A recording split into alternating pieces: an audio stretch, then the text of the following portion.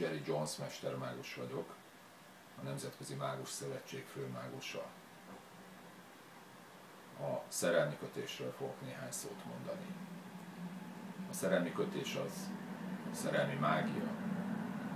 Mindig is a mágiának az egyik központi területe volt.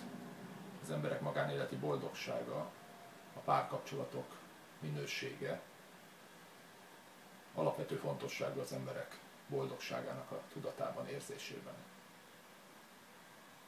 Az a fajta mágia, amivel a párkapcsolatokat helyre tesszük, megjavítjuk, szerelmi kötés, szerelmi mágiát alkotunk, a legerősebb mágiák közé tartozik.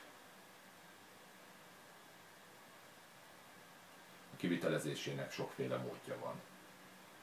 Létezik az egyszerű energiaáramlásos mágia, létezik véráldozatos mágia, és ezeken belül számtalan erősségi fokozat és variáció. Azonban mindegyiknek a célja ugyanaz. Az emberi párkapcsolatok tökéletesítése, működőképessé tétele.